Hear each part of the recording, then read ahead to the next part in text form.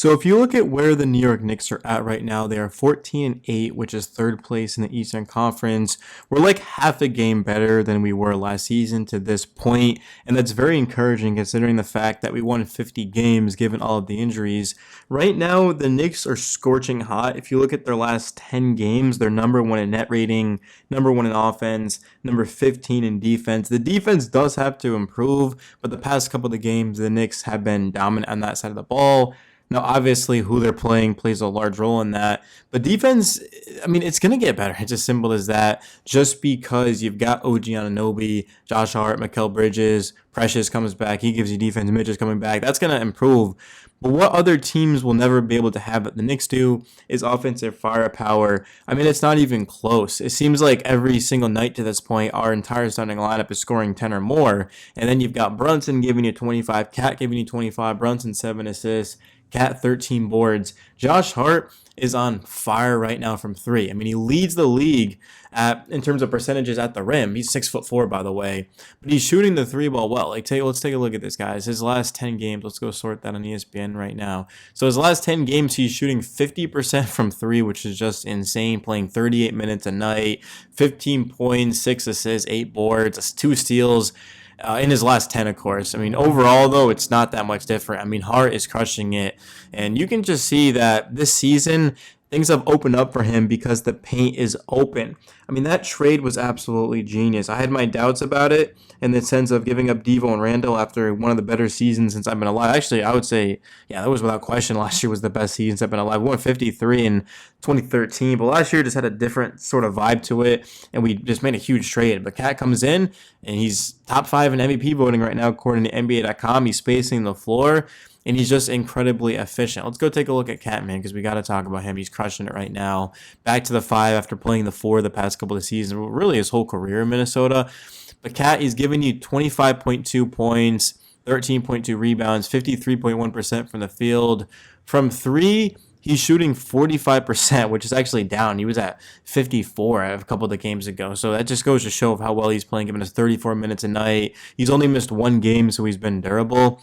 Defensively is going to be the thing. He's not really known for his defense, but I don't think he's been hurting us, especially because if you're giving us top 5 offensive production in basketball, I mean, defensively, we can't really expect you to be absolutely elite. But for a guy like OG Anunoby, I mean, he has been just exactly who we hoped he'd be when he signed that contract. He might have had his best game. I don't know. His best game was honestly when he had 40. But okay, his second best game I would say was last night, just given the impact that he made. So OG goes out there, 10 of 18, 25 points. He has 4 steals, 2 blocks, which is flying around, just wreaking havoc on both sides of the ball. This is why he's making the most money on our team. I don't know if Cat actually is making more money, but he's making more than Brunson. He's making more Hart, Bridges, and this is exactly why, because he's an All-NBA defender, and if his efficiency can hold up, he should be an all-star. It's not a stretch at all. I mean, 50% from the field for OG. From three, he's shooting 39%, and he's also, I'd say, a top 3 defender, overall defender in basketball, just given that he can defend all 5 positions. I mean, it's just wild. It's wild to think, and I think my favorite thing about OG is how his personality has just started to open up. I mean, obviously, you don't have to be the most outgoing, bubbly guy in the world to be likable, but he's starting to really open up, and that was my thing about OG is I just didn't really know much about him because he never talked, but now he's saying a lot, and he's just showing his true personality, and that's awesome, man. It's awesome for a team like the Knicks because there's a lot of goofballs on this team, man, with Hart. Brunson's a funny guy, too. Cat, certainly. And Mikel's the same way. I mean, he's starting to get it going. You look at his last couple of games, he's now been efficient, hitting shots. He's trying more defensively, attacking the basket, getting to the line, dishing out the ball. I mean, there's really no complaints from me. The starting lineup is averaging nearly 100 points per game. And when you're getting 100 points a game out of your starters, you should be winning more often than not. It's just going to come down to the bench. And we've seen Miles McBride. He's having a career year right now. Last season had a career year, and now he's been even better. 10 points last night. 2 of 4 from 3, hit all 4 of his free throws, 6 assists. Good job by Deuce. And then in terms of Precious Achiuwa, played 12 minutes, only had 2 points, but he was a plus 11, so he's making impact. McBride, by the way, was a plus 13. In terms of the rest of the bench, we haven't been getting much. Jericho Sims actually played in the first quarter and then never came back, which probably is for the best. I mean, I hate to bash on a player on the Knicks because I love this team more than anything in the world and I don't want to spread negativity.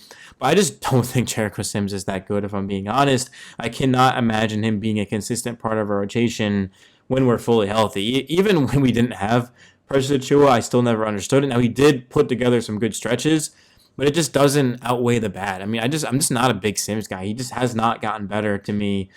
I mean, defensively, rim protecting, he has gotten better, and he can switch. I guess defensively, he's gotten better, but he just seemed lost. He seemed lost last night, and when you're playing with Jalen Brunson, basically everything's handed you on a silver platter.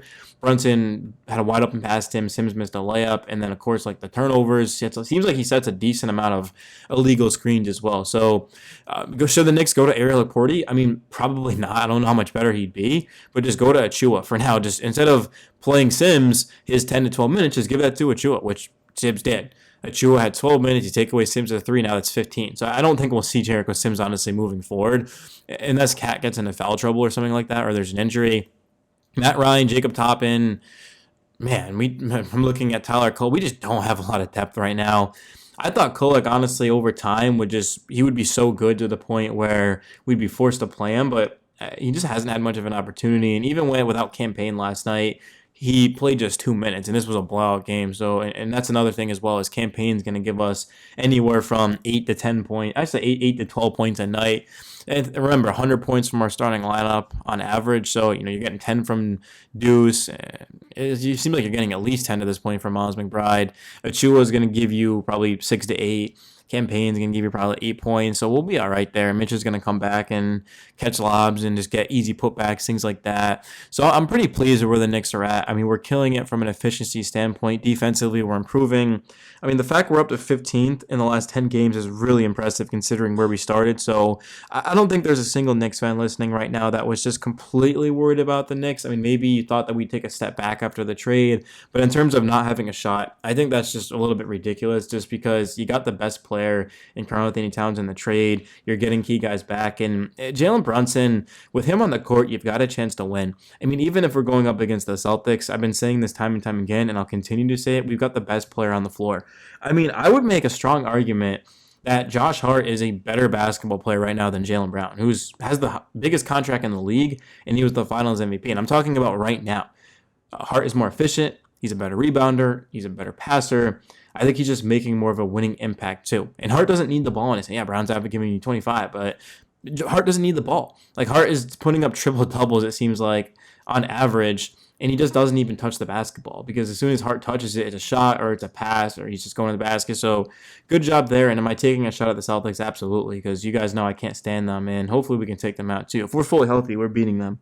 I mean, I'll stand on that till I die. If we're healthy, we're beating the Celtics. I think if we were healthy last year with Randall and Mitch and those boys, Achiuwa was healthy. But if we were out there with our fully healthy team, I still think we beat the Celtics, man. I don't care what anyone says, but peace.